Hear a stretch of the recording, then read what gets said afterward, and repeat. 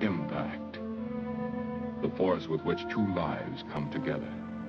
Sometimes for good, sometimes for evil.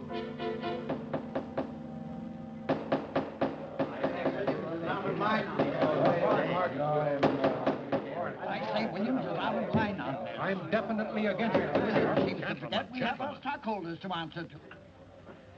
Phone Mrs. Williams, Della. Tell her to be ready in about an hour, and I'll pick her up. Yes, Mr. You phone San Rafael and see if those papers are on the way over from the executive. Yes, Will.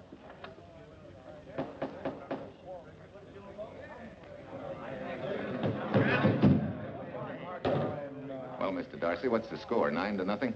I'm afraid it is, Walt. If you think you can persuade them to change their minds, go right ahead. Gentlemen, I never interfere in stock issues, dividends, or anything else in your department. I must run my department with no interference. Either I know why and when I need more factory space, or you need another boy. And that's all right with me, too. Because I can take these plants and pick my own spot in the motor production field. You won't have to worry so much about dividends. There won't be many. Hold on. I'm sure none of us want to lose Walt. Or our dividends. Why do you say we take another vote? Now, all in favor of buying the 3 new factories signify by saying aye. Aye. Aye. Aye. Aye. Aye. Aye. Aye. And unanimous vote. Congratulations, Walt. Congratulate the board. They're the winners.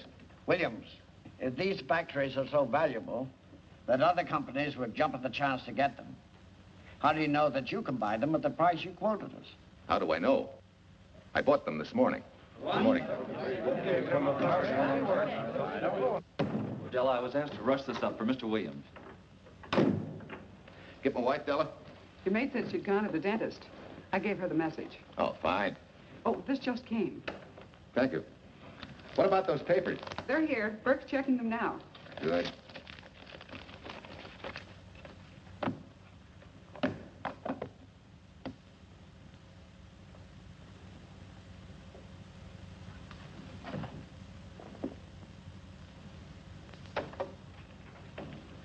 Congratulations, Walt. Take a look at Clause 4. Those provisions haven't been clarified yet. Oh, no? I wanted to leave for Tahoe right away. Get Judge Deering on the phone, will you? Never mind. I can get faster action if I run out to San Rafael myself and stick with him till I write. Yeah? Mrs. Williams on 3. Oh, put the blueprints of that new diesel in, will you? I want Jackson to see him. Hi, Duchess. I'm afraid now we won't be able to leave till about 5 o'clock. What? You're not going with me, but I counted on it. But I thought as soon as Dr. Harris took care of whatever it was, I'd feel better. I don't. Stupid thing still aches, and I certainly wouldn't be a very desirable driving companion. No, seriously, darling, you run along and buy your little factories and hurry home. I'll send you back to the office. And cheat me out of my goodbye kiss? Not a chance. I've got to drive over to San Rafael. I'll stop on the way. Love me? Bye, dear.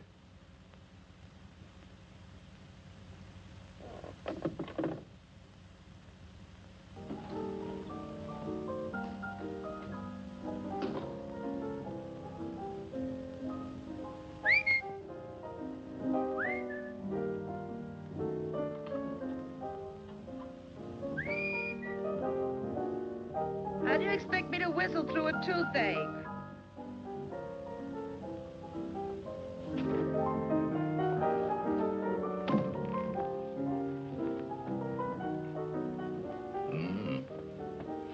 Nothing in the whole world smells as sweet as you do, Duchess. Certainly don't feel sweet. I was grouchy as an old bear. Well, old Doc Williams can give you something to fix that. Close your eyes. Relax now. Take a look at that and see if you don't feel better. Oh, Walt. Oh, darling, it's beautiful.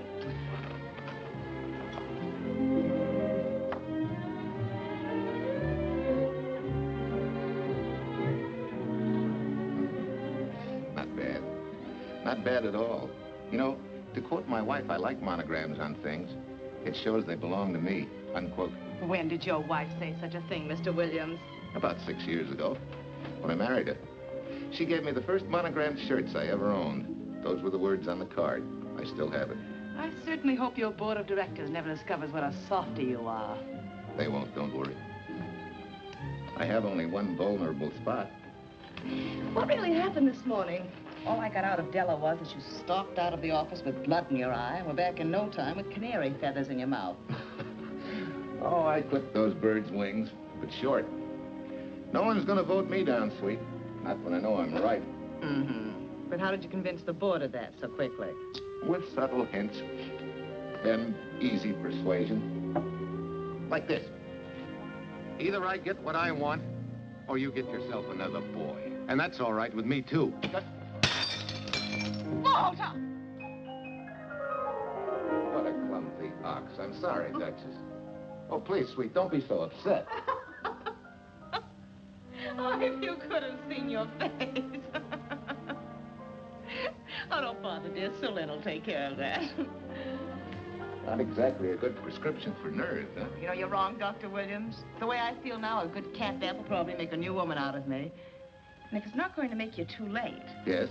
Well, I'm sure that by 5 o'clock I'll... Swell. I'll run over to San Rafael, get things ironed out, and be back for you by 5. On the nose. Darling, wait. That's perfectly silly. I'll take a taxi cab and meet you in Sausalito. There's a drugstore on a corner opposite the square. I'll be there at 5 o'clock and we can go straight on up to Tahoe.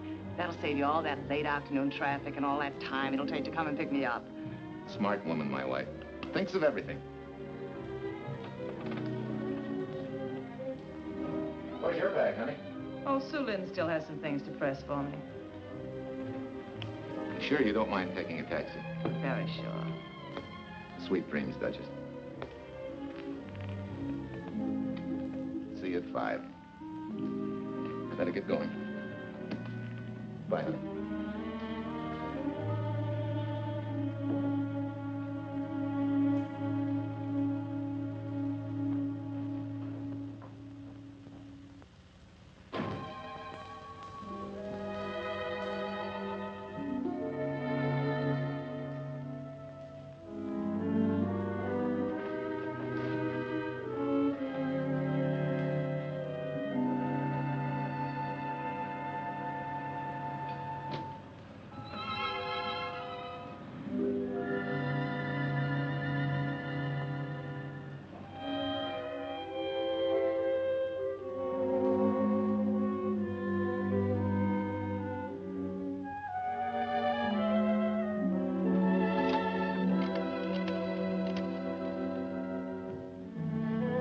Long distance? I want Berkeley 79721. Hello. Ah. Hiya, beautiful. Yeah.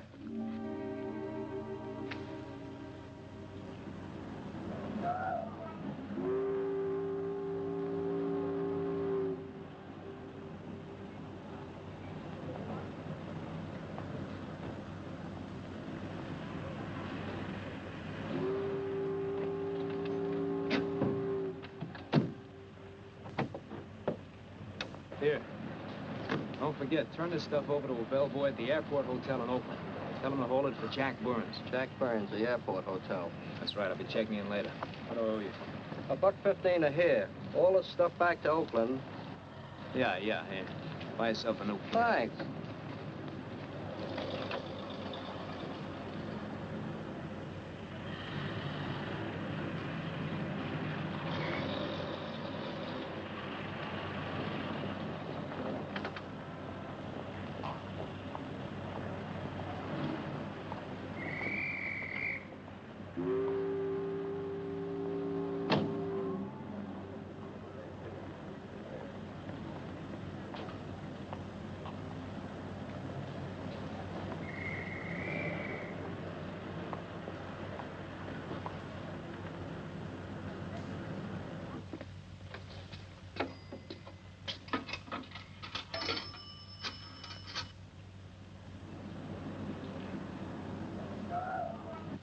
Hey, where's that new woman who was going to meet me? It's after 5 o'clock.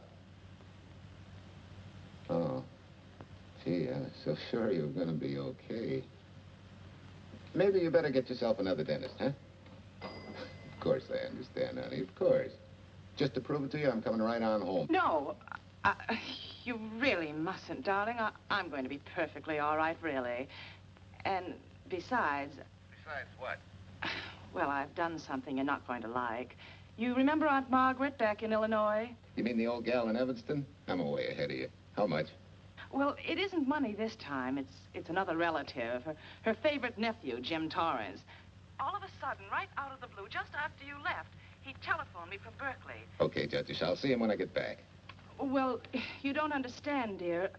You're going to see him right away. I'm what? Well, all he seemed to want was to be able to get back to Illinois, so I... So you buy him a ticket. That's easy. Well, it isn't. I offered to, but he got huffy and said he didn't want any handouts, and... Well, without thinking, I told him we'd pick him up and give him a lift as far as Denver. I won't say I'm getting exactly an even trade for you, but where do I find this guy? Well, he should be there right now. I told him to be on the lookout for a cream-colored roadster, just in case we fail to recognize one another after all these years. Oh, darling, you're such a lamb. You sure you forgive me? What do you think? Well, I better run along or Cousin Jim might get nervous. Take it easy, sweet, and miss me, will you? I do already. Don't drive fast. And please take care of yourself.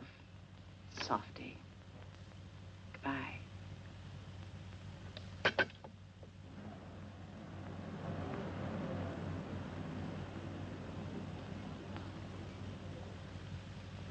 Hello, Della? Yeah, Mrs. Williams wasn't able to go with me. Now, while I'm going, you see that she gets her roses every morning. That's right. But this time, on all the cards, put love from Softy. Yeah, S-O-F-T-Y.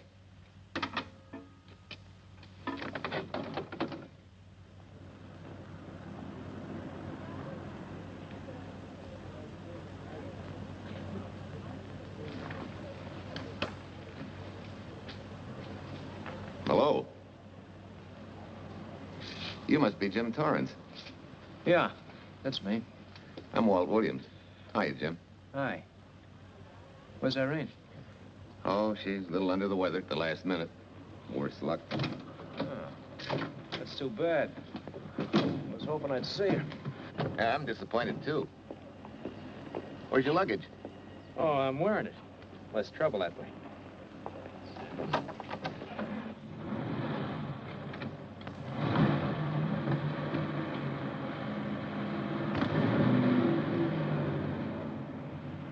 Irene tells me you're heading for Illinois. Yeah. Going been a little rough, huh? Haven't exactly been worried about my income tax. What's your line, Jim? Oh, guess I'm a better salesman than anything else. You know, I can give you a couple letters when you get back to Chicago. It might help you. It's fine. Little in with a top brass never hurts. What outfit were you with? Patton's Third Army. How was it? Rough. Except for the time in Italy. I kind of liked it there. Patton's outfit never got to Italy. Of course. But most civilians never know or care, and I figured you didn't either. Well, I fooled you that time.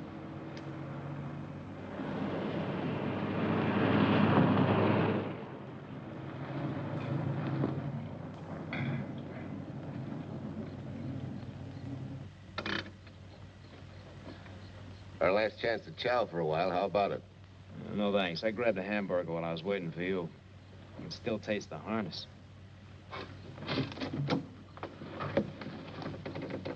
Sure you won't change your mind? No, I'm gonna grab a little shut-eye. Right.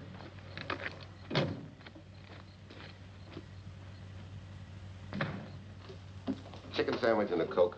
One chicken sandwich. Chicken sandwich coming up.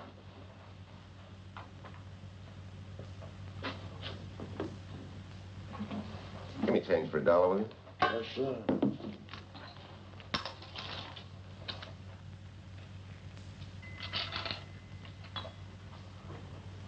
Thanks.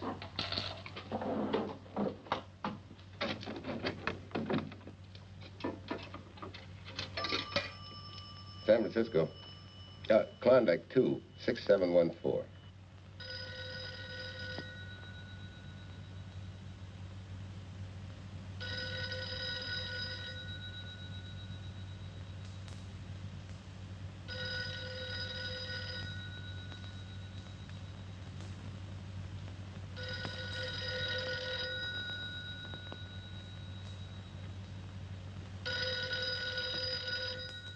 Klondike 26714 does not answer. Oh. Well, try Sutter 1, 2599, please. Bayview Apartments. Oh, yes, Mr. Williams. No, your maid isn't there tonight, sir. Well, she said Mrs. Williams was taking something to make her sleep and wasn't to be disturbed. But perhaps... No, don't disturb her. Just leave a message that I won't forget about a certain problem. Mm-hmm. I think I have it, sir. You want her to forget all about a certain problem. Softy, is that S-O-F-T-Y, sir? Softy is going to take care of it thoroughly. Is that all? Yes, that's all. She'll understand. Be sure she gets it the first thing in the morning. Right.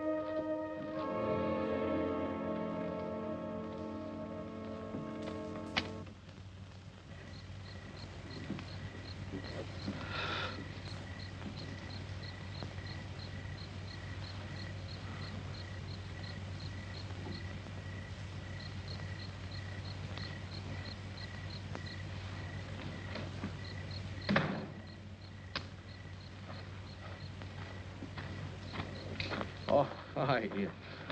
It's been so long since I've been behind the wheel of anything but a Caterpillar or a Jeep, I had to find out what a real buggy feels like. Why don't you drive for a while? Oh, swell. Nothing would suit me better.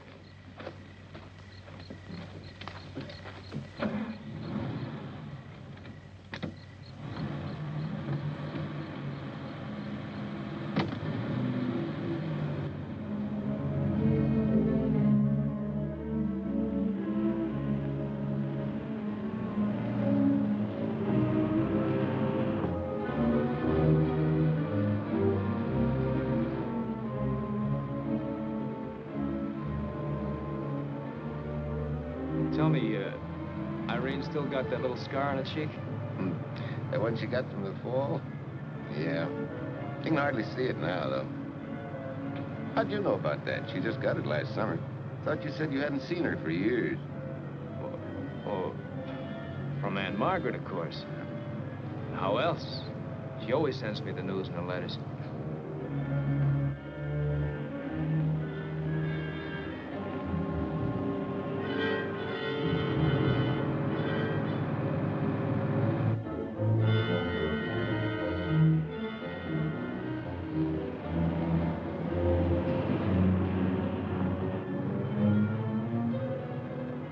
Aunt Margaret will be pretty happy to see you.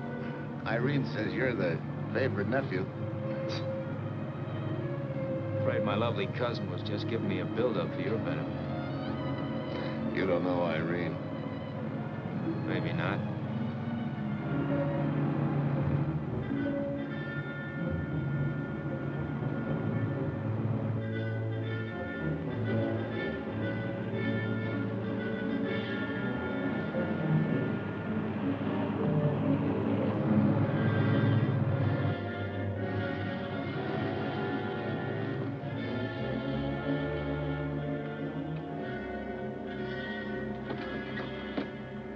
What's the matter? I think we got a flat.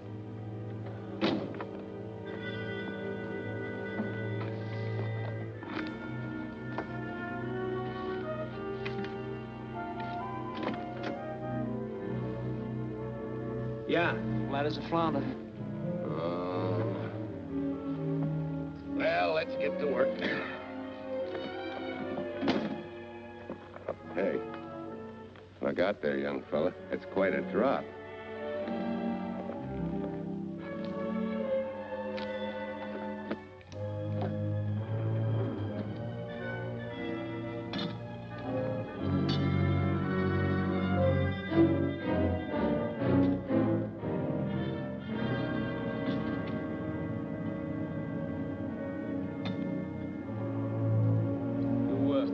You got a flashlight? I think I have. Get the jack. I'll take a look.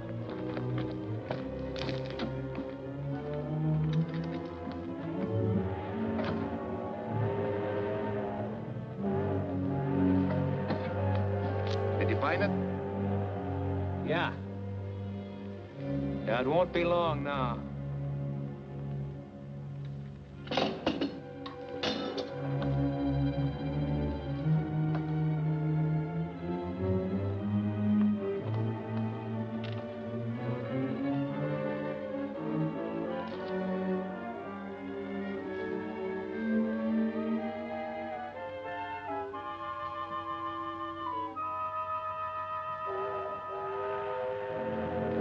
Come on, let's get going. Wait a minute. Did one of your cufflinks fall out? Huh? Well, something dropped. I heard it fall right down there at your feet. Hmm. Well, he must have rolled under the car.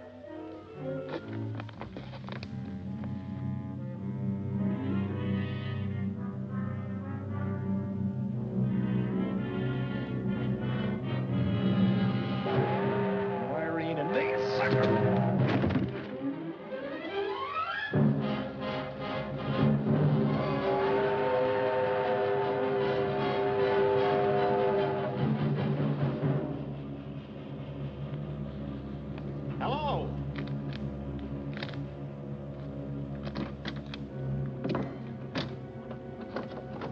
Need a hand? No. I'm all set now. Okay. Good night.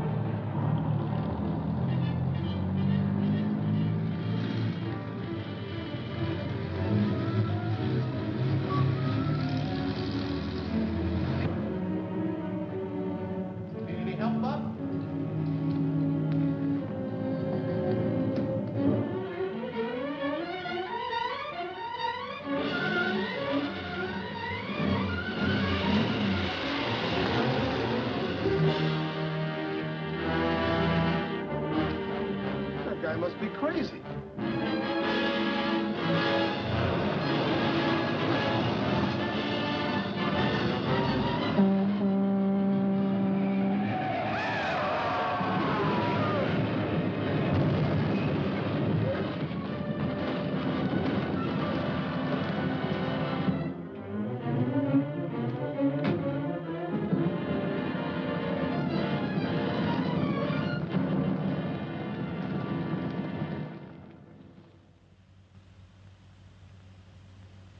Now, in case my husband should be late and have to rush for his plane, this will be taken care of. Thank you. Tell Mrs. Burns the 302.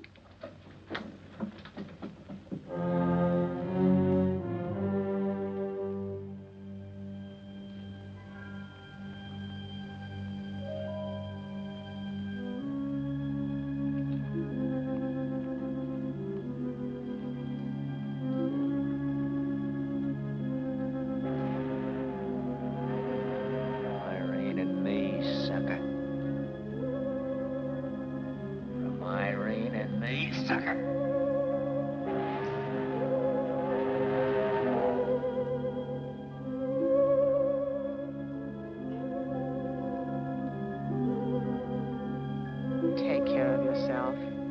Softy. Softy.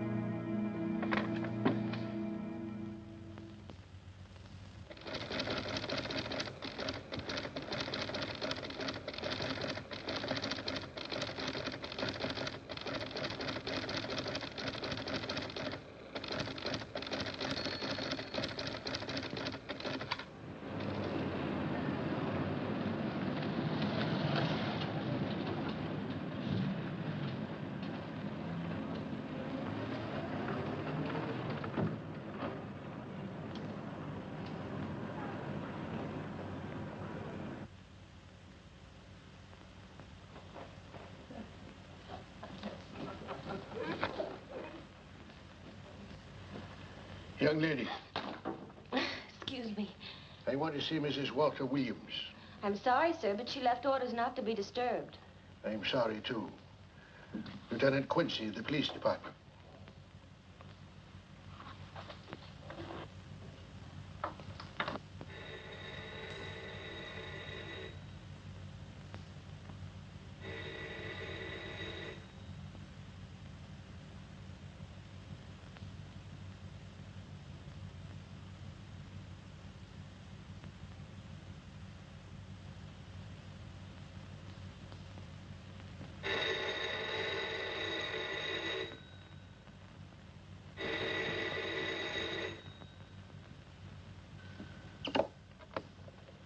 Hello?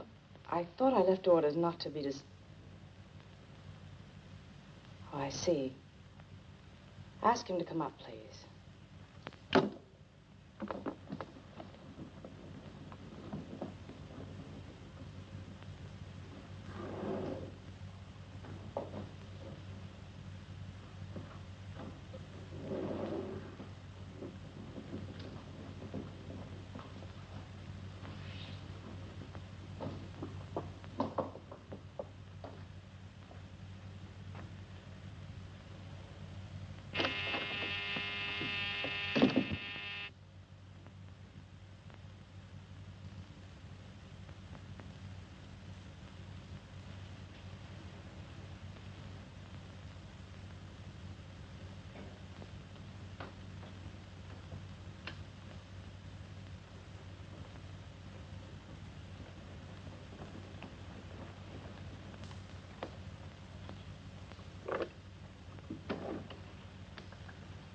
Yes? I'm Lieutenant Quincy with the police department. I'm sorry to disturb you at this hour, but... may I come in? Of course.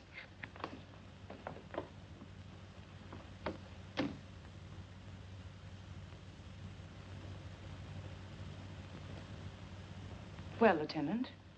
Did your husband go on a motor trip late this afternoon? Why, yes, he went to Denver on business. Why? Was he driving a packet roadster? Yes. Is anything wrong? I'm afraid there is. Won't you sit down? Has something happened to my husband? Yes, Mrs. Williams. He's dead, isn't he?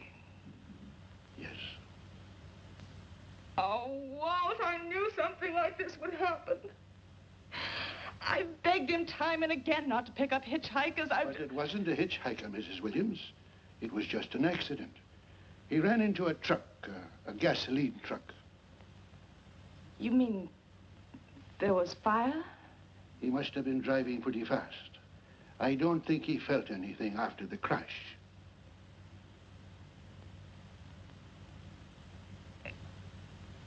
If there's nothing more you need me for, Lieutenant, I think I understand. And may I say you've taken this with a great deal of courage. Good night, Mrs. Williams.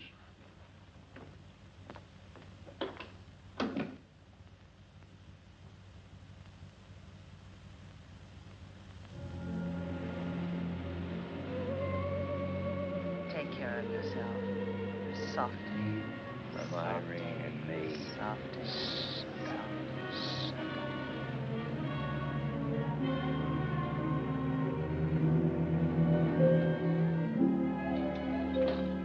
Ready? Yeah. That Williams must have been quite a guy. Yeah, he went to work for Universal Motors as a sheet metal worker. Mm-hmm. Less than 10 years, he's their top production man. Well, he sure went out in a blaze of glory. Yeah. Let's go.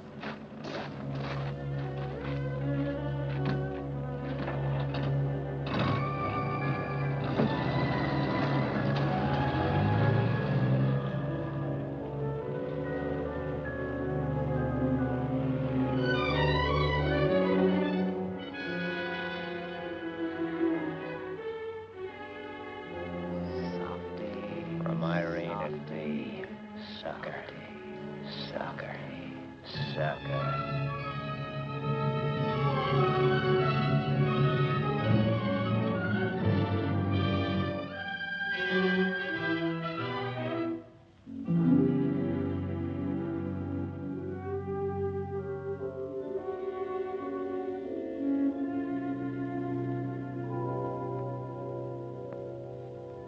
Well, could Mr. Burrs have taken a later plane and still made connections for Mexico City? I see. Thank you. Yes? It is some telegrams for Tai Tai.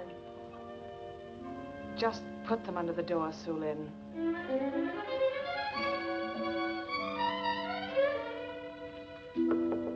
Please, Tai Tai, a policeman Quincy most anxious to see you. Ask him to wait, Sulin.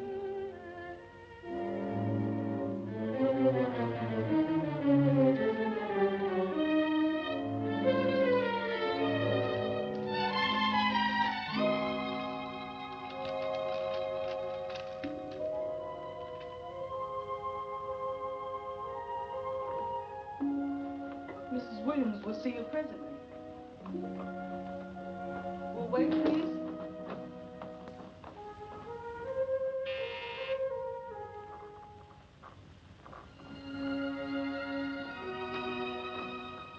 Flowers for Mrs. Walter Williams. Thank you.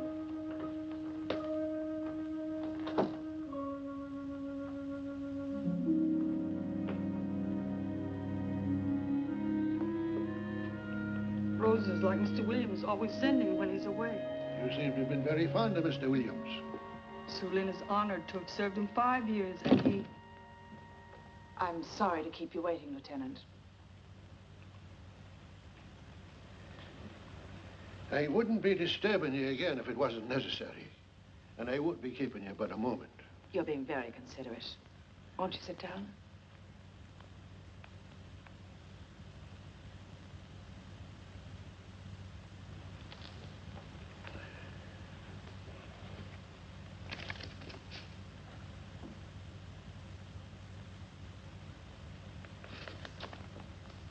Everyone's been most thoughtful. And why shouldn't they be? Forgive me. I'm all right now. What was it, Lieutenant? The state police would like to have some information. They found some wavy skid marks for quite a distance on the road, as if the car had been out of control when it crashed. Tell me, was Mr. Williams a reckless driver? Why, no. He was a fast driver, but certainly not reckless. Well, was he a heavy drinker? Quite the contrary. Well, what about his health? Could he have had a heart attack and lost consciousness before the accident? Why, no. He was in perfect health, but he'd been working much too hard lately and was overtired. Perhaps he fell asleep at the wheel last night. Oh, poor darling. If only I'd been able to go with him last night, he might still be alive. Well, maybe so and maybe not. You mustn't blame yourself, Mrs. Williams. Fate plays an important part in these matters. Your handkerchief.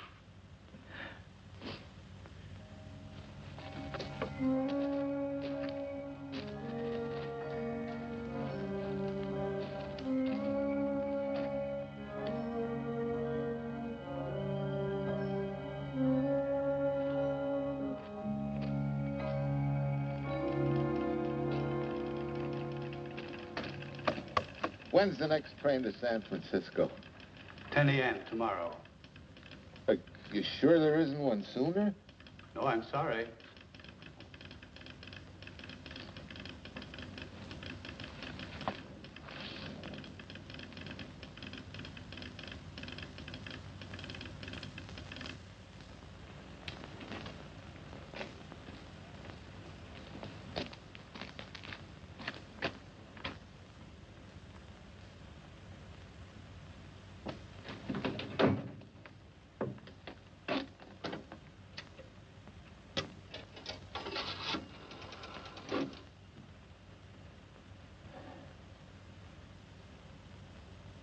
We have a circuit now, sir.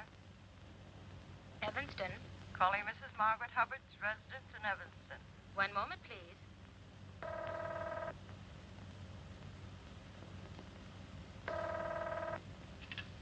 Hello? Mrs. Margaret Hubbard? Yes? Who's this? Long distance. I have a call from Mr. James Torrance. Who? Mr. James Torrance. He's her nephew, Jim Torrance. The call is for your nephew, Jim Torrance. I haven't any nephew, and I don't know any Jim Torrance. Sir, Mrs. Hubbard says she doesn't know.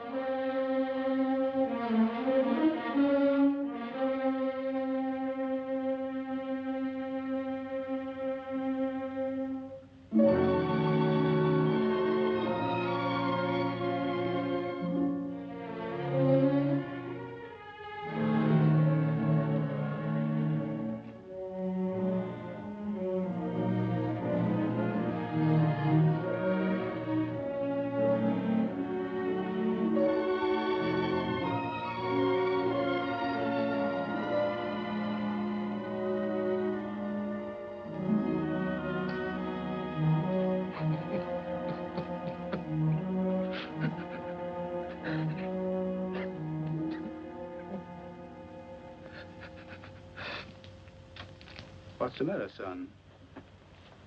Looks like you need a doctor. Doctor? I can't leave the station, but old Doc Bender's just across the road there. Yeah.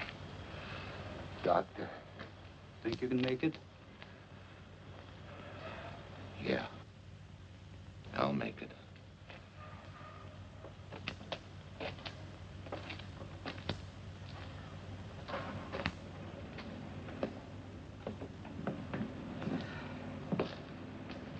Now, take it easy, man. There's some concussion there. You've got to watch your step for a while. Yeah.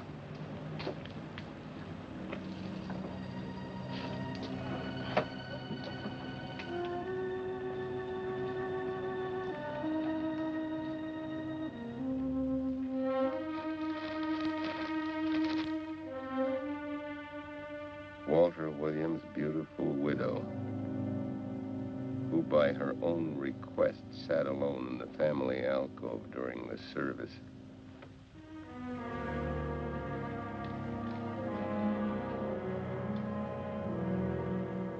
Smart. Someone might have caught her licking her chops.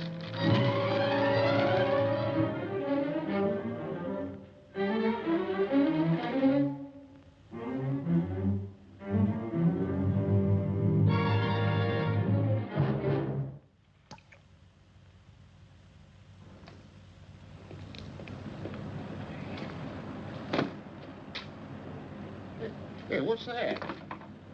Walter Williams. Hey, ain't that the guy that... For the love of Mike, what's that briefcase doing here? He's dead. They did him a dirty trick if he ain't. Hey, now, wait a minute. Don't touch it. We better turn it over to the police.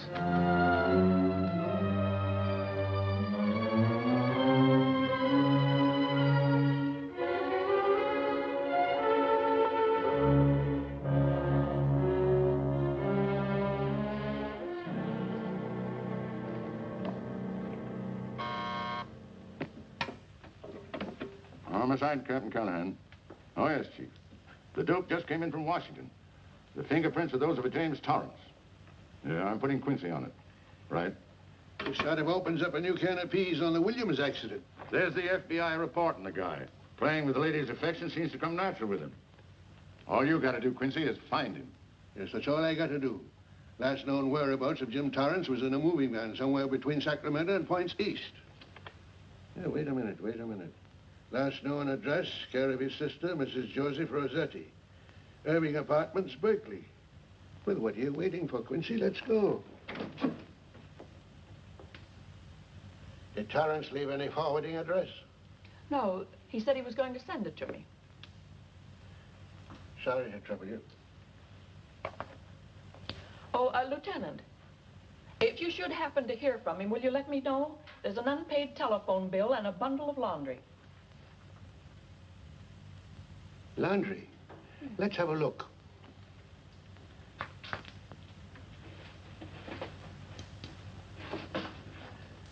I may have to take this along with me. Not without a receipt, you don't. You mean you don't trust the police? In my business, you don't trust anybody. Mine, too. Holy St. Valentine's Day. Look, he had the same thing on his shirts, too.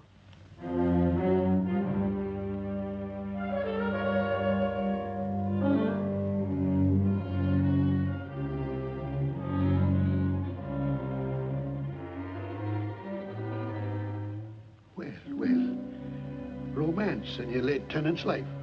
Did you ever see the lady? You know, I never did. But I always knew when she'd been here, the wonderful perfume. I lay you 10 to 1 she's a rich widow. Could be. Wait, I'll get you his telephone bill.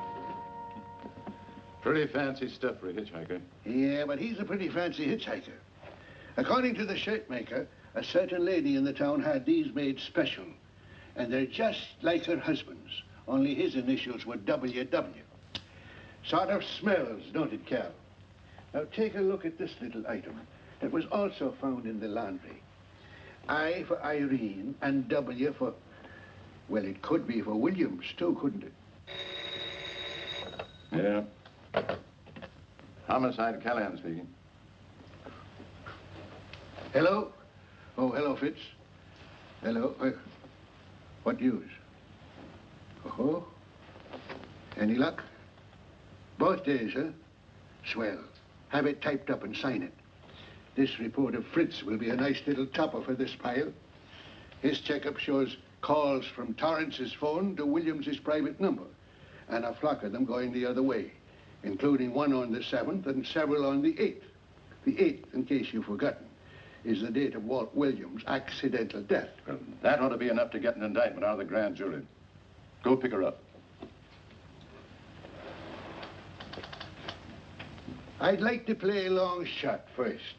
It might give us 2 for 1. Well, take him one at a time. A bird in the hand is not going to lead us to its mate.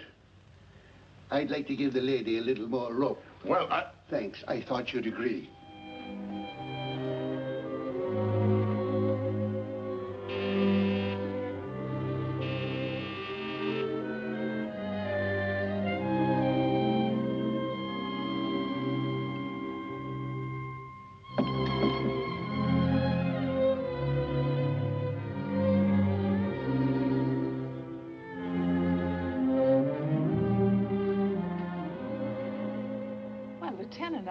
You just caught me. I'm glad.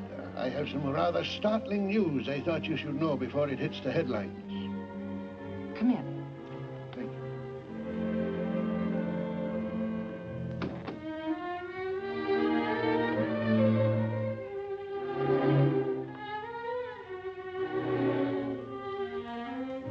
Sit down, won't you, Lieutenant? Thank you. I'm very anxious to hear about this news. It seems that your first hunch, remember, that a hitchhiker was responsible for your husband's death? Well, Mrs. Williams, you may have been right. Why, I don't understand. Your husband's briefcase turned up in Kansas City yesterday in a moving van that had stopped at the scene of the accident that night. Apparently, the murderer made his getaway in it. That explains the wavy skid marks that made us suspect your husband was ill or unconscious at the time of the crash. Yes, I suppose it does. And by now, the man is probably out of the country and never will be found. Don't you worry, Mrs. Williams. There were fingerprints on that briefcase. And as soon as we get the FBI report from Washington, his identity will be known and his description sent out on police broadcast. Oh, we'll find him all right. But just now we're keeping things quiet so the murderer will feel safe until we are ready to close in on him. Yes, I can see the wisdom of that. Yes, I thought you would understand and cooperate. As soon as we know his name, it is possible that you might recognize it as someone with a motive. There's that possibility. You know I'll do everything I can to help. I'm sure of it. Now I'll run along. You'll hear from me. I'll let myself out. Don't bother. And don't worry. Good day.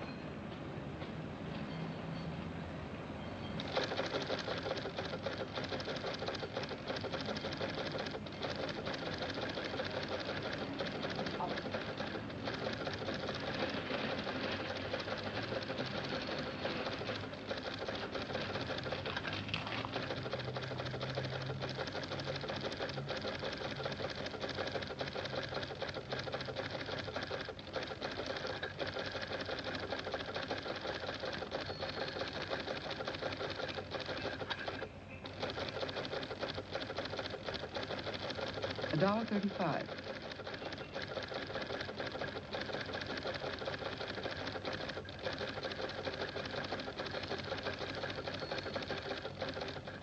See, everything after the letter J in the first name has been obliterated by heavy writing over it. The only impress letters legible are those between words or before them, like RNS at the end of this name here, and the Hotel Santa here before the word Evanston. Well, Tom, don't you think it's about time you retired? Why, there isn't even evidence there of Mrs. Williams' intent to communicate with Torrance. And who do you think should be the path to the telegraph office to wire to? The League of Decency? I'll tell you what I think, that you should have brought her in when I first told you to. By the time we get her now, she'll have figured out a way to tip Torrance off. He'd be that much tougher to find. Not unless she's tipped him off from your office. Ernie's got her on ice waiting for you.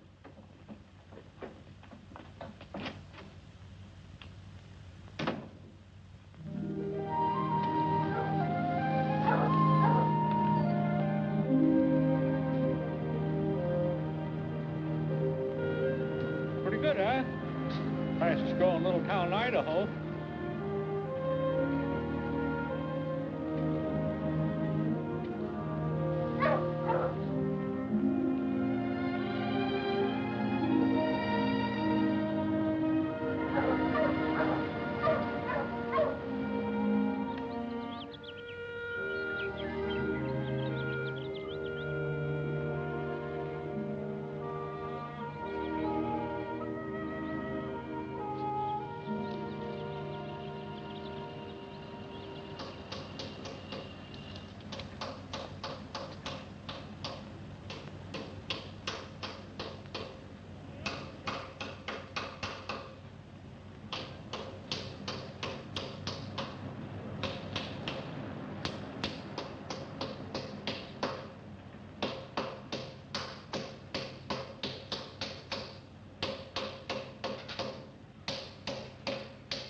Have a heart, son. You trying to wreck that engine?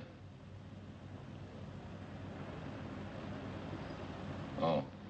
Sure. It's a hobby of mine. The way you're going at it, you can't miss.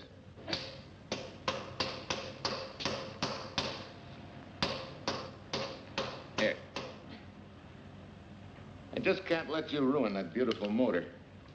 Start her up.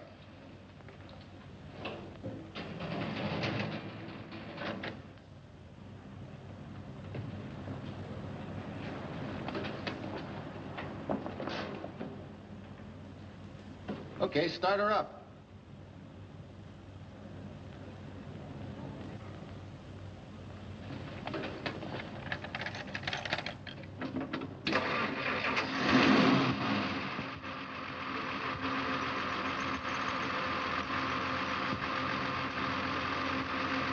Shut her off.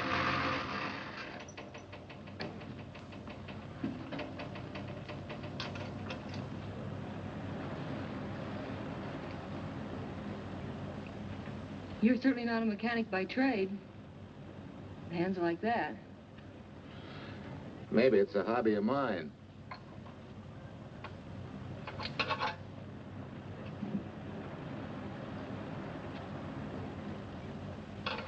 Gee, what happened to your head?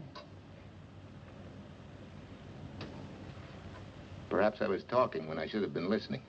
Okay? Okay by me. Thanks a lot, Hill. So long, Marcia. Bye. He's all right now. You better lay off until the boss gets back. I'm the boss. I guess the new cars are a little bit over my head. Now, with a jalopy, it's different. Aren't there any mechanics around here you can hire? No, they all went over to the new factory in Mansville. I guess they got better wages. Tough break. Yeah. How much do I owe you? Oh, forget it. Well, I'll be shoving along. Well, at least have a cook in the house. You might as well. Marcia, can I use your phone a minute, please? Sure, help yourself, Uncle Ben. Never rains but what it pours. 650, please. Flat tire this morning. Now the danged engine stalled on me. Nice and cold. Wilson's garage? No, I did not give you the wrong number. Fine thing using my phone to cheat me out of repair bills. Aren't you ashamed? Gave me the wrong number. 650, please. You're a nice girl, Marcia Peters, and your ma's a fine woman. And I'll always buy my gas and oil here. But you ain't never gonna tinker with my car again.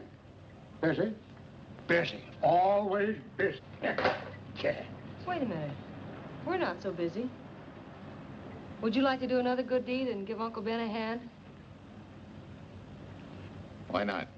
Where is your car, mister? Maybe I can help you. Why, are you a good mechanic? Very good. And very reasonable. Well, just what you need, girl. Better hire him. It's an idea, Uncle Ben. Come on. Thanks for the Coke. Sure.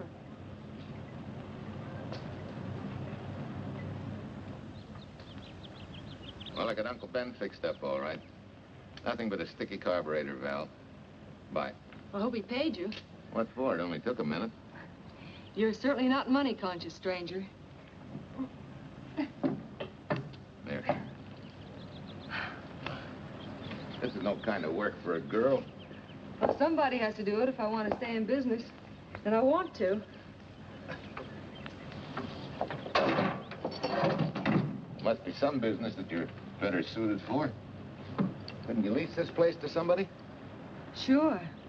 I did while my husband was overseas. But when he was killed in Okinawa, well, we'd made a lot of plans for the future here. And I had a hunch he'd like it if I took over and tried to make a go of it. Takes more than a hunch to do that. I got along famously. Business has been fine until lately when the help got short. Could be again. If I had a good mechanic. Yeah. You sure need one, all right. Well, for Pete's sake, say yes or no. Do you want the job or don't you? You mean you'd hire me without knowing anything about me? You can repair automobiles. What else do I need to know? Except your name. Well? Why not? Sure. I'll try it for a while till you get someone permanent. The name's Bill Walker. Okay, Bill, it's a deal. And maybe if business gets real good, you'll want to stay. Well, don't count on it. Where'd this go, on the rack? Yeah.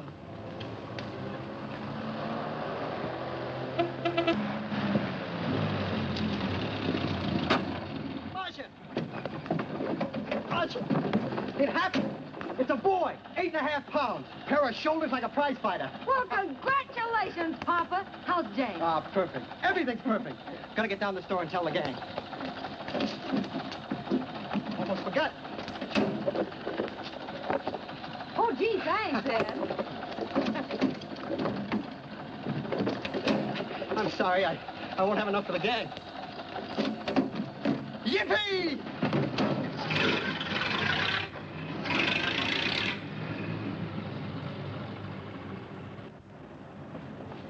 Maybe you can use this token from the slightly delirious new father. Thanks. Say, we haven't settled the matter of wages yet. Maybe I can't pay your regular salary. Suppose we leave that open till you find out how much I'm worth to the business. Doesn't seem to be any business right now. Might be a good time for me to get rid of this beard and find a place to board. We live right next door. I'll go ask Mom. She'll know of a place. Sort of a peaceful house. I noticed it this morning. Oh, gosh, I forgot. She's down helping Mrs. Wellesley with her canning. Mom finds homes for everything from stray cats... To stray mechanics? Well, you're not a stray anymore. I'll go phone. Pearl? 674, please. Hello, Miss Wessler. May I speak to Mother? Hi, Mom. I've got some good news for you. I hired a man for the station. Yeah. No. Nobody we know. He's from out of town. Needs to place a board. You got a good one up your sleeve? Okay. Says she has to meet you first to come home for supper. Huh? And you like apple or cherry pie? Cherry. Cherry it is, Mom. See you later. Oh, now I gotta get rid of this. Hey, where's the nearest barber shop? The one and only, just up 2 blocks. Tell Judd you're working for me. When you get back, we'll close up and go home. Thanks.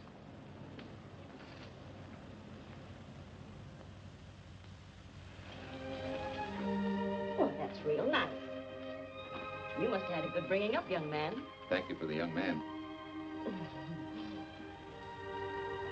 We thank thee, O Lord, for thy bounty, and ask thy blessing on this food and on the new friend who shares it with us. I hope you're good and hungry, Mr. Walker. Who wouldn't be? Mar, she eats like a sparrow, with all the hard work she does, too. May I have your plate, please? Well, she can start taking it easy now. Boss, the help. Thank you. She never takes anything easy. Has to put her whole heart and soul into everything she does. Well, now that you're through with me, Mom, how about Bill? Have you thought of a place for him to stay? Well, why can't he stay right here? We have a spare bedroom going to waste. And I think you like my cooking. Like it? That's very kind of you, Mrs. King, but it seems an imposition. Imposition? Nothing. That's good business. I can get back what I pay you in board and room. Well, Marcia, what a thing to say. If you'd like to stay, we'd like to have you. We have some more vegetables. Mrs. King, you have a boarder. May I have a biscuit, please? Oh, excuse me.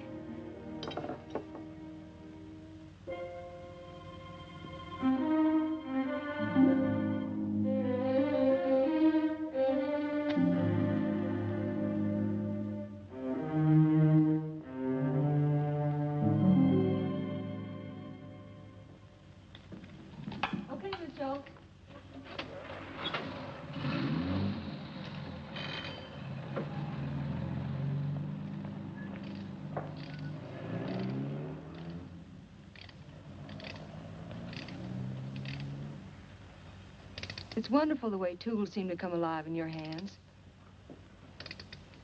You seem to sort of come alive, too. As though you got real pleasure out of working with them. I do. When you're doing a job with them, you can't think of anything else. Bill, if something's bothering you, why don't you get rid of it? What would you prescribe, doctor? Amputation. For that stupid chip on your shoulder.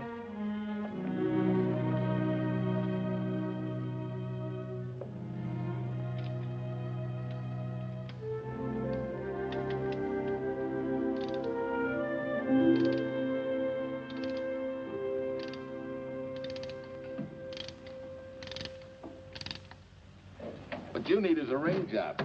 Save yourself some money. Gee, Bill, with the baby and everything, I just can't afford it now. Oh, we'll take care of that. Hey, boss. How's Ed's credit? Good enough for a ring job? Well, sure, if I can hold Junior as collateral. Oh, not a chance, fella. Never mind her. I'll do it on my own time. Oh, thanks, Bill. Maybe we'll see you tonight, huh?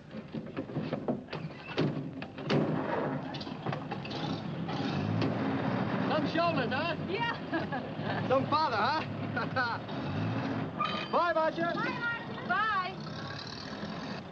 Nice kids. Hey, was Ed clowning about their being hard up? No. Things have been pretty tough for him ever since he got out of the service. Fix a car for him, Bill, and only charge him for the labor, okay? Then he gets it for free. I'd already figured on knocking that off. Say, we could make it an anniversary present.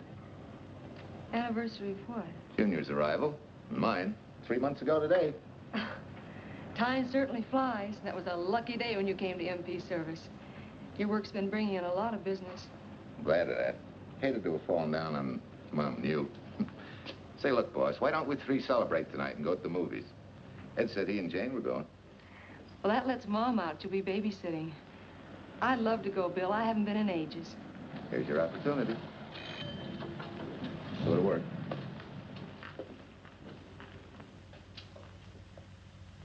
Extra! Irene Williams, held for murder! Read all extra, extra! Irene... This is Sheila Graham with the latest news of the shocking Williams murder case. While beautiful Irene Williams is held for trial, charged with conspiring to kill her late husband, the police are searching for James Torrance, believed to be the lover of Mrs. Williams and her partner in the horrible murder of Walter Williams.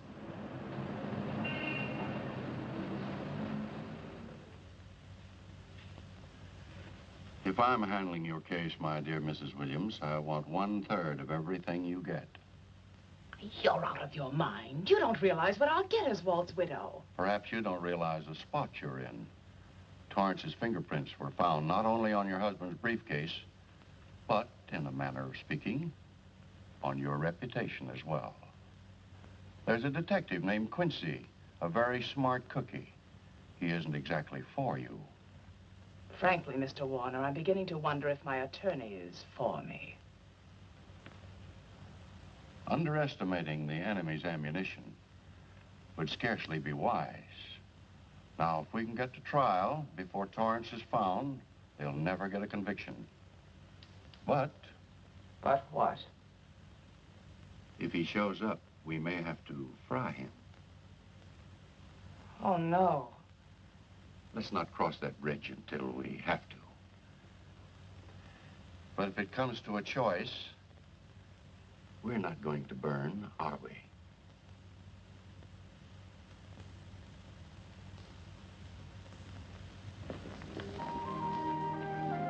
Aren't you the chatterbox this afternoon?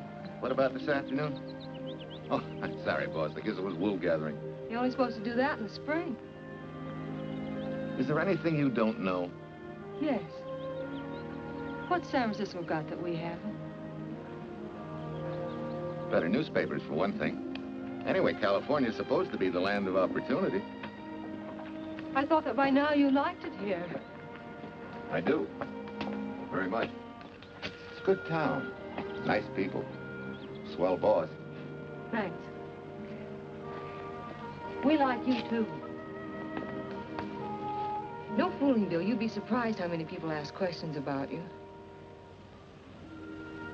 What kind of questions? Oh, where you came from, do you have any family, and do you like it here, and are you going to stay?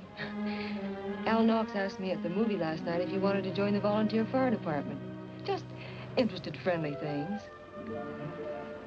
I suppose it is natural for people to wonder about a stranger who moves into their community, like I did. You know, I've been thinking, maybe it wasn't such a good idea, you and I going to the movies last night. It's all right being seen in the station and here with Mom, but... Oh, you get used to that in a town this size. They're always trying to marry people off. You just ignore it, and after a while they forget about it. I'll go get cleaned up for supper.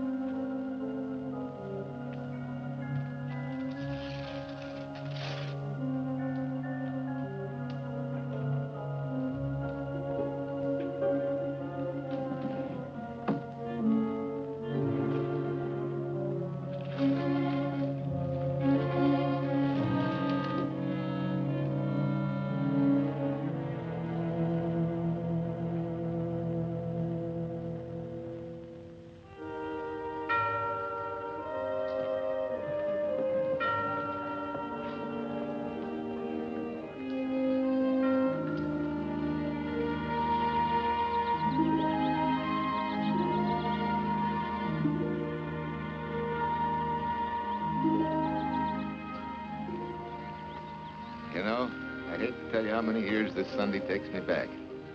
Did you always fall asleep during the sermon? I wasn't asleep, Mrs. Peters. I merely closed my eyes to concentrate. Oh, well, that's what you call it. I had to nudge you to stop you from nodding. Quiet. You're disturbing my reminiscent mood. Even smells the same. Could be the same bees buzzing in the same clover. As they say, you can take the boy out of the country, but... A rolling stone gathers no moss. It has to stop rolling sometime, doesn't it, Bill? Sometime, maybe. We grow a very becoming shade of moss here in Larkspur. Don't you think? You grow a lot of nice things here. Anyone in particular? You'll have to skip the answer to that one. Someone tore it out of the book. You're married, aren't you, Bill? Yep. That's right. You must have loved her very much to have been hurt so deeply. To be so afraid of someone, even yourself. Maybe it's better that way. And no one gets hurt. Bitterness and hatred hurt everyone. Can't you see, Bill? They're like a wall that shuts out all the sunshine from a garden and lets everything wither. Make room in your heart for something else, can't you? I guess this is my day for sermons. Sorry. As Mom would say, you never get rich minding the other fellow's business. Hey, that's a flyer. I'll be seeing you.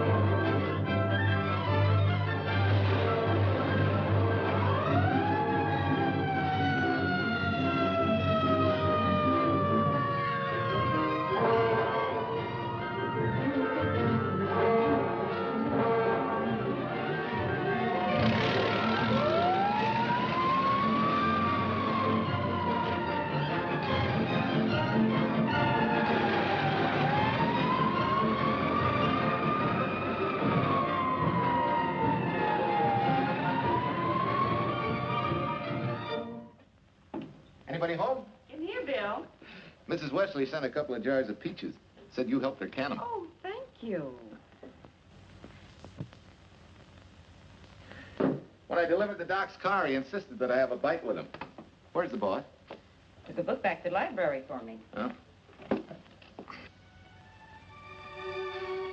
What a day.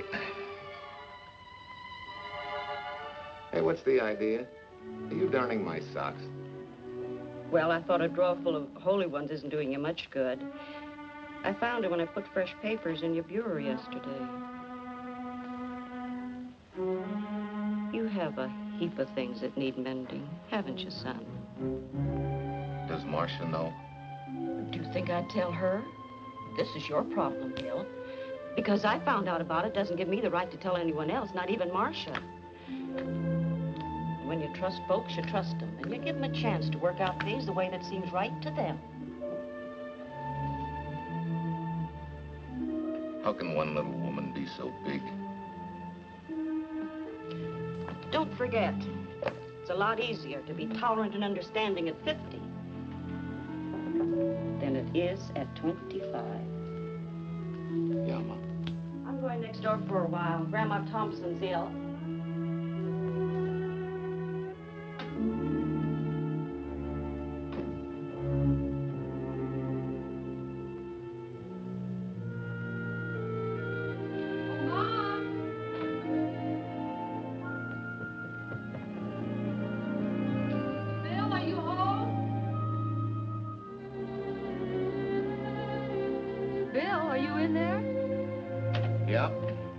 Next door, Marcia. Hi. Do you work awfully late? Oh, about 6. Anything wrong? Come in. I want to tell you something. I'm checking out. Has something happened? No, just... I'm doing what I should have done a long time ago. Moving along. But why, Bill? My name isn't even Bill. There isn't any Bill Walker. I'm Walter Williams. The late Walter Williams. Walter Williams? I don't understand. You may not even after I've told you, but at least you'll know the whole story. Sit down, please.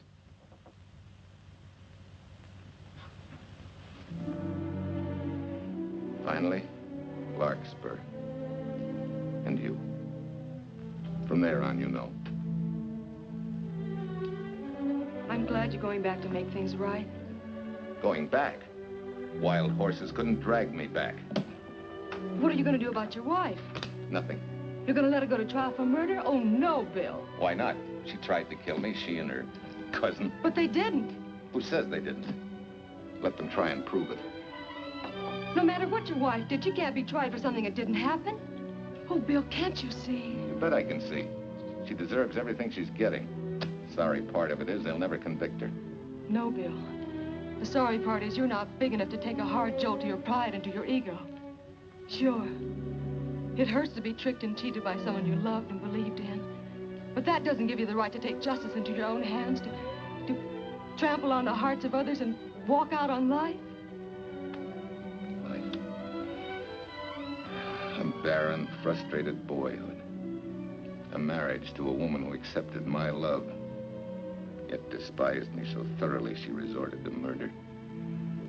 I'll never think of our moments together without nausea.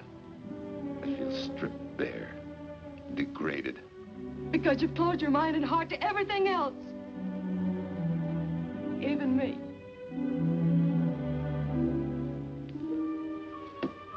Oh, Bill, please. Don't destroy the one chance we have for happiness. We haven't got a chance. Doing the right thing never works out. I know. In this world, you turn the other cheek and you get hit with a lug wrench. Forget me, boss. Try and forgive me.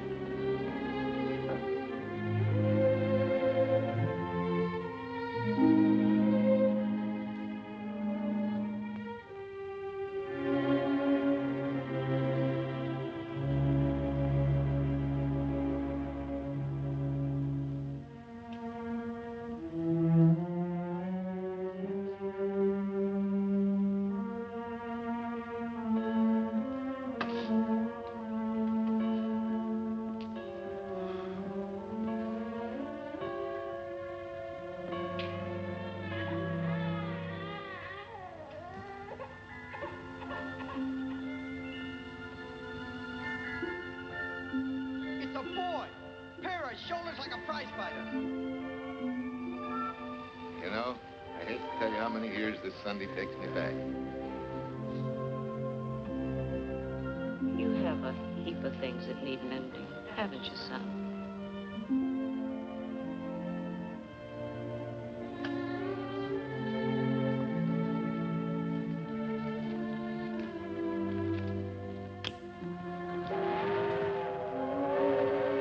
Take care of yourself. Softly.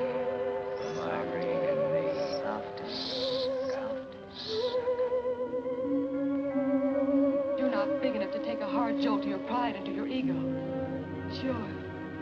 It hurts to be tricked and cheated by someone you loved and believed in. But that doesn't give you the right to take justice into your own hands.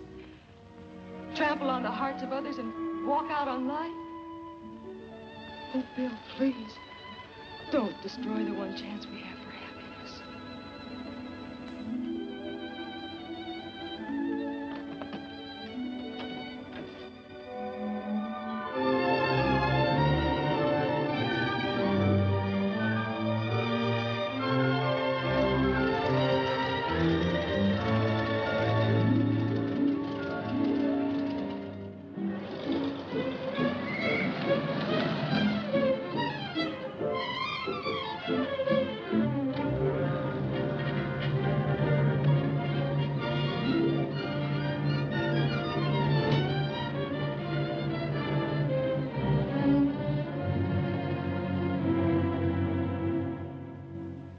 Mrs. Peters was kind enough to come along to substantiate at least the Larkspur portion of what I've told you.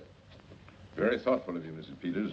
Mr. Williams, when you read in the newspaper that the hitchhiker who attacked you had been, well, a close friend of your wife's for some time, it must have been a great shock to you.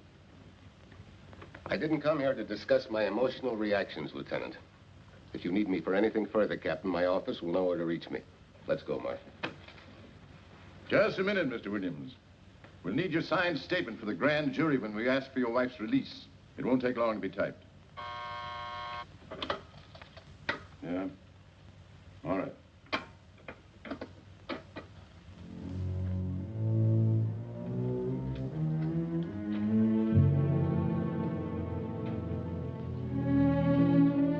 Come in.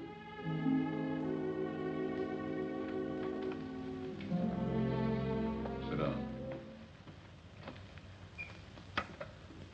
Mrs. Williams, we have news for you. Really? I can scarcely wait.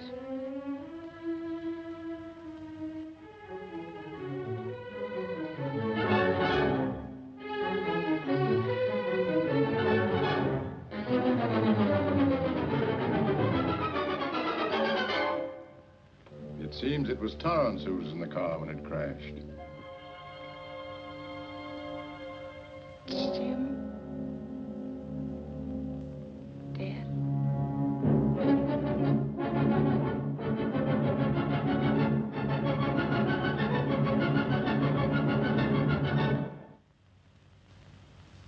You did it. You killed him. No. He tried to kill me. Thought he had. And he ran into the truck. It was an accident. An accident? You wait all these months to tell this story. You let me rot in this filthy jail. Wait a minute. You let everybody believe you're dead. Pretty convenient, wasn't it? A dead man can't be tried for murder.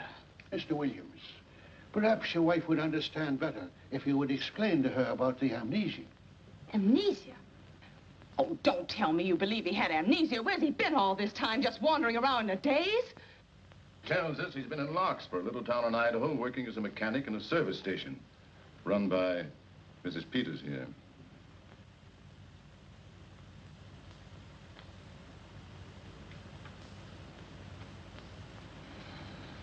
I understand perfectly. Now that my chance for happiness is dead, I suppose you'll demand the divorce I begged you to give me so that I could marry Jim. That's fantastic. Yes, isn't it? After you telling us that the man you picked up was a perfect stranger. Well, that's not true. The time and place for meeting Jim had all been arranged. I must advise you, there's a law that a wife can't testify against her husband. There's a law against murder, too, but that didn't stop him, and nothing's going to stop me until I'm through. It's all right with me, Captain. Go on. Talk your head off.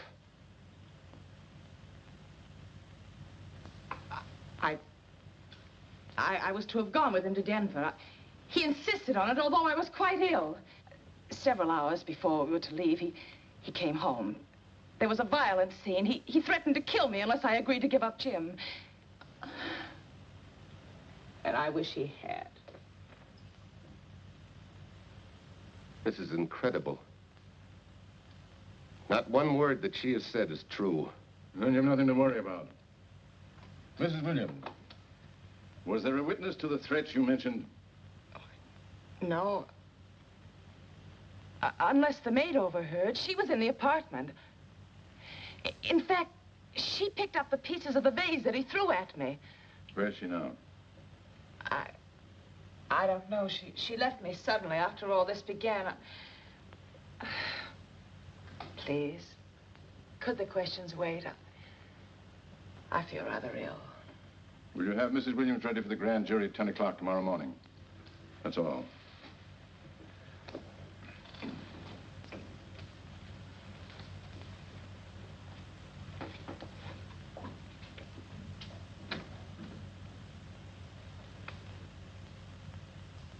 We're going to hold you too, Williams. On what charge? Suspicion of murder. But he's not guilty of any of these things. Then it should be easy for him to prove it. Take it down and book him. That fiction of Mrs. Williams must have been very convincing. No, we just couldn't buy that yarn you tried to sell us. Let's go.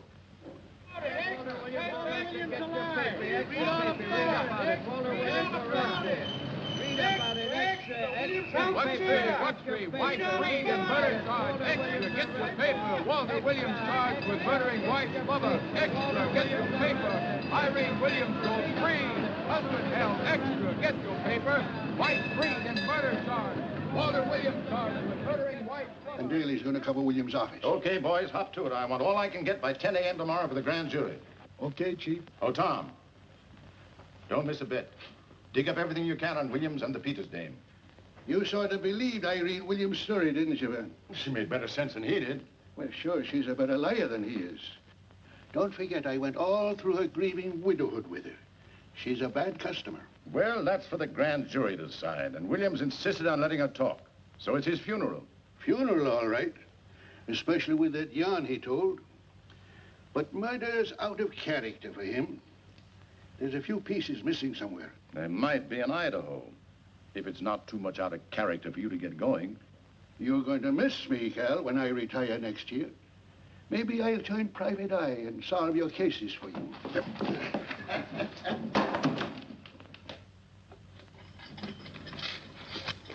Hi, Williams. Mr. Williams? Thanks. Got a deal from the bottom here, don't you? Sorry, William. Okay, Williams.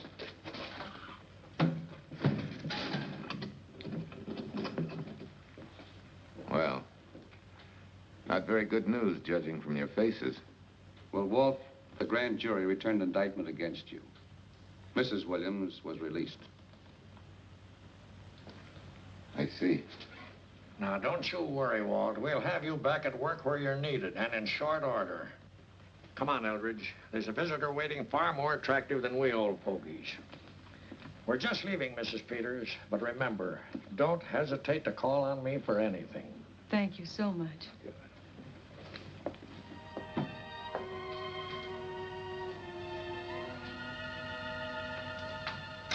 Hi, boss. Bill, what have I done to you? If it weren't for me, you wouldn't be here. If it weren't for you, I wouldn't be. I came back here because I wanted to believe in the things you do. I still do, no matter what happened. Will you do something for me? Go back home, where I know you'll be taken care of. Not a chance. You'll have to think up a better reason than that to get rid of me. I'm a big girl now. I've just been to Larkspur, Williams, where I found these newspaper clippings. Of course, some of them are 3 months old, but you seem to treasure them, so I brought them along. So? I don't think they exactly substantiate your claim of amnesia. As if you were interested in substantiating any claim of mine. Now, let's get one thing straight. Most people, when they get in a jam, think the police are only interested in the prosecution. Our job is to get the facts, the truth. And the truth never hurt anyone but the fellow that lied. Unless he was a beautiful woman. Oh, quit kidding yourself, Williams. You made the boner. I had no more to do with Torrance's death than you did.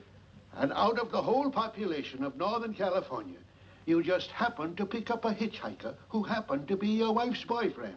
Ah, have a heart, Williams. I suppose you'll tell the truth when you take the stand, but you better have some mighty conclusive proof if you expect the jury to believe it. Wait, Lieutenant. Bill, we all know you're not guilty, but we're going to need help to prove it, and need it badly.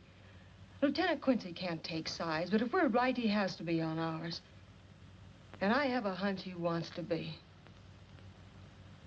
Why don't you tell him the whole story? All of it. Please. I'd like to. Quincy, very much.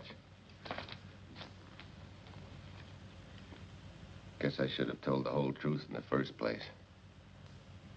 But I wanted to clean this mess up with as little scandal as possible.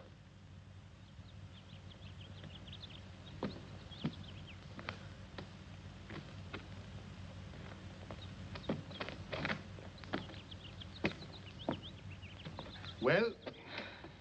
No sign of the lug wrench or anything. My dear Mrs. Peters, will you please stop trying to be a detective? How many times do you think the police have combed this spot for any kind of evidence? Now, be a nice girl. Take Mr. Williams' advice. Go back to Larkspur. What time is it? It's only 4 o'clock. We still have time to go back to town and go on our hunt for Sue Lynn. Now, look here, young woman. You've had me on the run since early morning. But, Lieutenant, the maid seems to be our only hope now. We've got to keep looking till we find her, that's all. That's all? Wait. She was naturalized, wasn't she? Suffering chopsticks. Quincy, you dumb flatfoot. This Sue, what's her name, was Chinese born. If a port of entry was San Francisco, there'd still be a file on her, photo and all. Let's go. Back to town. Immigration.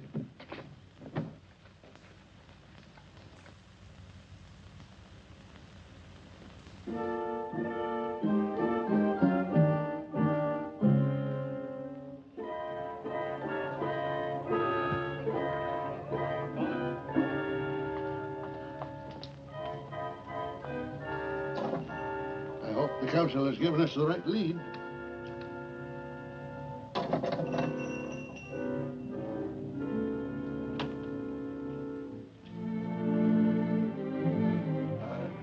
You are sing? Understand? You savvy English? Also French, Italian, and Hebrew.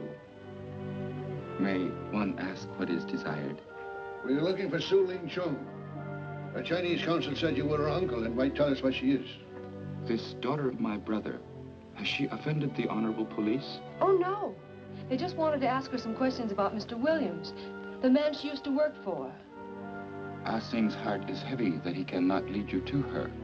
But things that are not known cannot be told. Well, if you hear anything of her, report it to headquarters.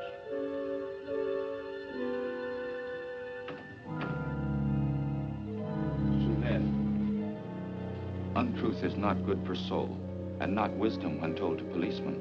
Better for the soul to be kind than to be wise. Sulin must keep silence to help in this matter.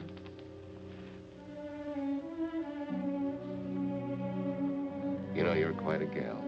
In case I haven't told you lately. You're just too easily pleased, that's all. There must be a way out. Why can't we find it? Oh, buck up, boys. Tomorrow's another day. Yesterday you go to trial. Oh, Bill, I'm afraid. And the state intends to prove, beyond any reasonable doubt, that the defendant, Walter Williams, did, with malice aforethought, kill the deceased James Torrance, whom he knew to be his wife's lover. And that with his victim dead beside him, he drove his car into the course of an oncoming truck, jumping clear himself some seconds prior to the crash. And subsequently, he made his getaway in the back of a loaded furniture van. And for 3 months, as Bill Walker, he laughed at justice, but had imprisoned his unfaithful wife for conspiracy in his own murder. But then he decided that being dead cramped his style. He thought he could eat his cake and have it too. So he returned, most anxious to explain his long absence and to right the dreadful mistake that had imprisoned his wife for 3 months. Ladies and gentlemen, it was a cold-blooded, premeditated murder and must be punished to the fullest extent of the law. Call the first witness, please. Captain Callahan, did Walter Williams tell you what suddenly cured his amnesia after 3 months? No, he did not.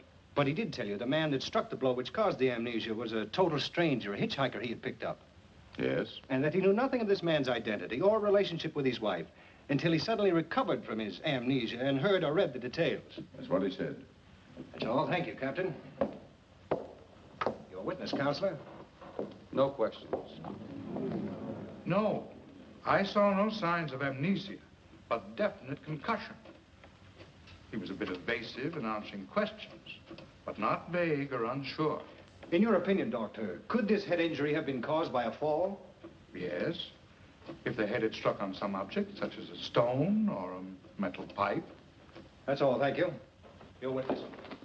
Dr. Bender, are you familiar with a tool known as a lug wrench for changing automobile wheels? I'm afraid I am, sir. I've had a regular epidemic of flat tires lately. Well, then, in your opinion, could this head injury which you treated have been caused by a blow from a lug wrench? Yes. It could have been caused by that, too. Thank you, Doctor. The ones with the earliest dates, you will notice, are heavily creased, as though they'd been carried in a wallet or a coat pocket. Thank you. Lieutenant Quincy, will you kindly tell the court where you found these newspaper clippings? In the bedroom occupied by Mr. Williams in Mrs. Peters' home in Larkspur, Idaho. Is this your handwriting, Miss Revere? Yes, sir. And that's the message, at least our record carbon of it. Would you read it to the court, please? June 9th, 8:32 p.m. Message from Mrs. Walter Williams, Penthouse D. Mr. Williams called, said he wants you to forget all about a certain problem, that Softy is going to take care of it thoroughly. Was there any other conversation? Well, I just asked if that was all, and he said, yes, she'll understand, and sort of laughed as if it were a joke and hung up. Some joke killing the wife's boyfriend. Head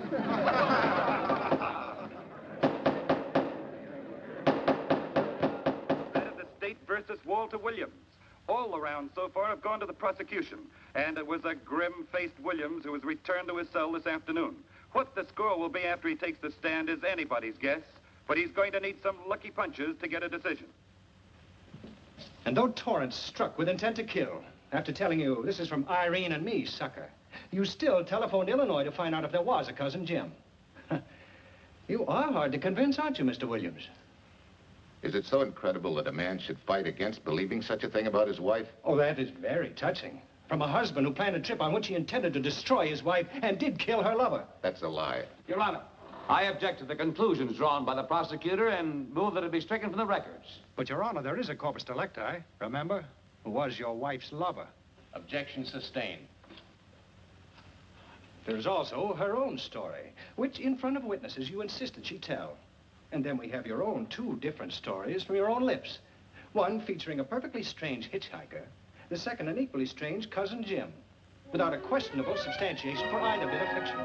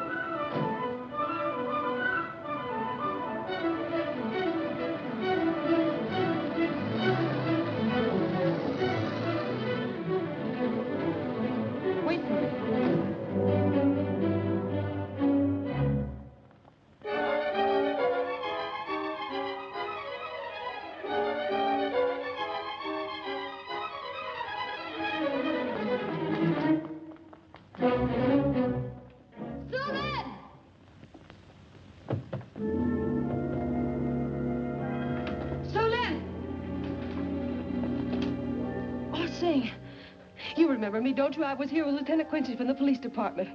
I just followed Sulin up the stairs. I saw her come in here. You must be mistaken. I'm not mistaken. She's here. I must see her. Ah, Sing, don't you understand? It's to save a man from prison, even from death. I will send her to you.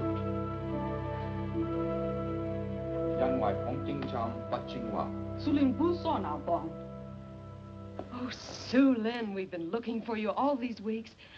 Mr. Williams needs your help so desperately. I cannot help. You must forget that you found Sulin. Forget it? But you're his only witness. You're the only one that can help. Not as a witness. Only with silence can I repay his great kindness to me and my family in China. Why? For I heard other things. That most unhappy day. From Mrs. Williams' bedroom, his voice very loud and angry. A flower vase broken to pieces. He can explain all that. They do not believe what he's already told. That I heard anything would do harm. Don't you see?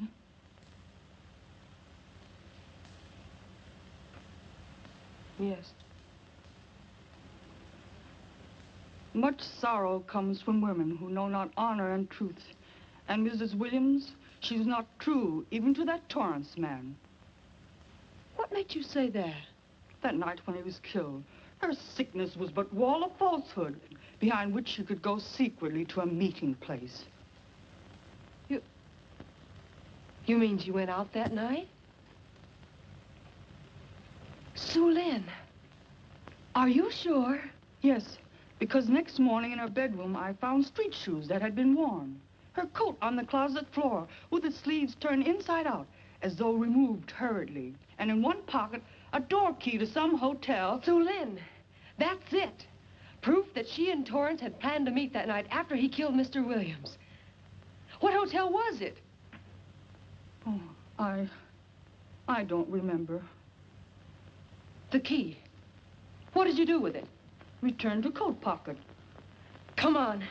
We'll get to Lieutenant Quincy. He'll know what to do. And pray, Sue Lynn, every step of the way.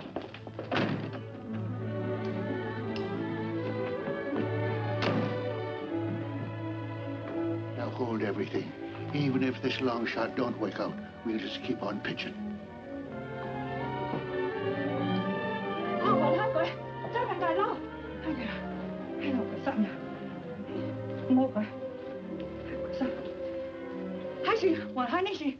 Here it is, yes.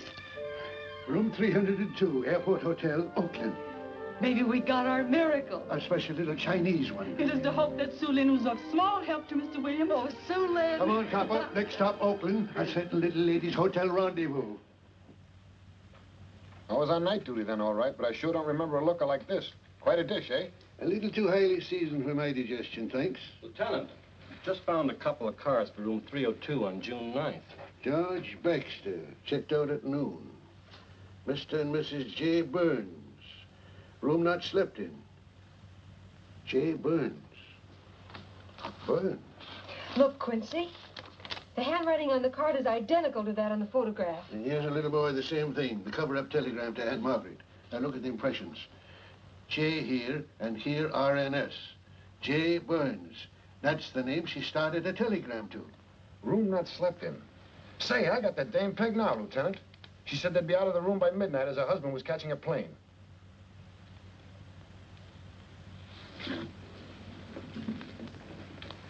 But Quincy... Reservation for Sam Inn. Yes, sir. This ties it all up, doesn't it? Yeah, like a greased pig. What do you mean? We've got the evidence now, the proof. Of what? Sue Lynn's theory that Irene was playing the field? This evidence only proves that she came here to keep a date with a man named Burns. We can't even prove that he didn't keep the date. But you know he didn't. There wasn't any Burns. It was only a name that she and Torrance used. Fine. If you can prove that, Williams will be free. But none of this will prove it. Sorry, copper, but we are just up another blind alley. Willie? Yes, sir. There's a couple of sample cases from Mr. Sam Andrews. Came up from the station this morning. Take them to Parlor B right away. Sure thing, sir.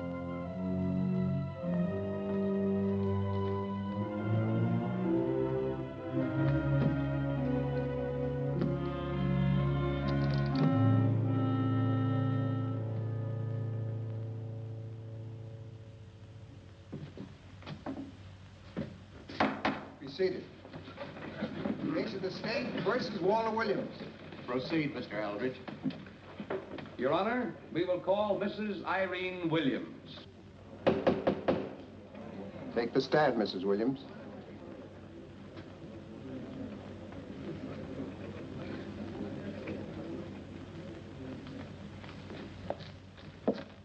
Raise your right hand. Do you solemnly swear that testimony you're about to give in this cause to be the truth, the whole truth, and nothing but the truth, so help you God? I do. Hey, what cooks? The defense calling her? Mr. Eldridge, what's the purpose in calling this witness? Merely for purpose of identifying handwriting. Now, Mrs. Williams, this photograph of you... was stolen from my apartment. So, according to the inscription, to Walt, my adoring and adored husband, Irene, this belongs to Mr. Williams. This is your handwriting, isn't it? Of course. I'm touched that he should have wanted it so badly. And this telegram, addressed to Mrs. Margaret Hubbard, was that also your handwriting? It is.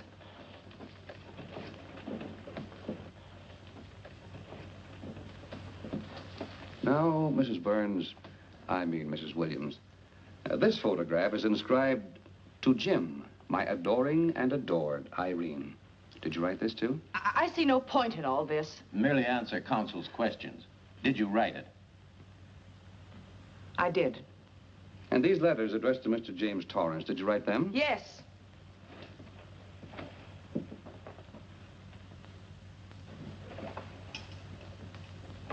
And this monogrammed garment, A gift from you to Mr. Torrance? Why must I be tortured again by all this? I never made any secret of my love for Jim Torrance.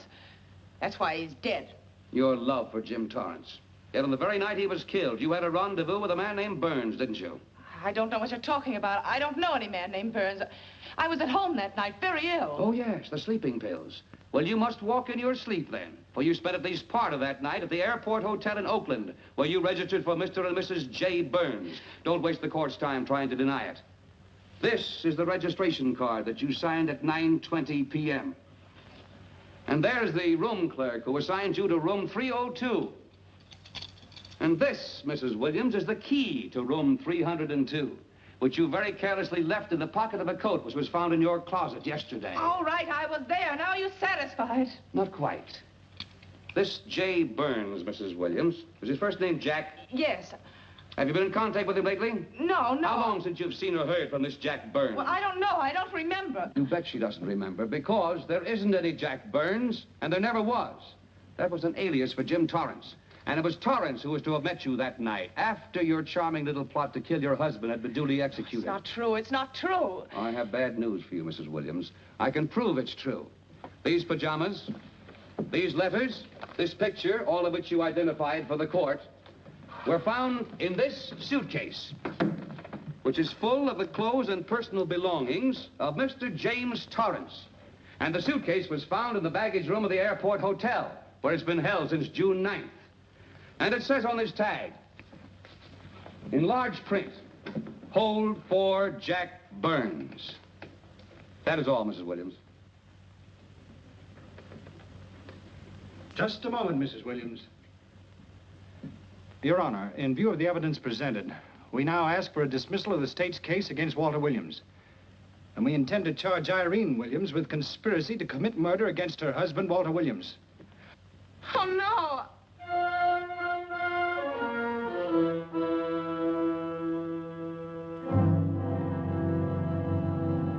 The case against Walter Williams dismissed. Court adjourned until 2 o'clock. Well, that's that, Walt. Congratulations, Mr. Williams. I haven't the words for it, Quincy, but we could never have made it without you. Ah, sure you could. You know, son, right always wins if you give it a little push, especially when you get a copper like this one to do the pushing. Well, I'll be seeing you. You know, it'll seem kind of strange being able to eat and sleep without someone getting in your hair all the time. Oh, fine, Walt. We're looking forward to having your hand on the wheel again. The Denver plants are waiting for you to open them. You think you can make it the morning? How about it, Counselor? You bet you can. Oh, good. Well, I'll be running along. Well, you think you like Denver? It's okay by me, boss. Yes. Impact. The force with which two lives can come together. Sometimes for evil, sometimes for good.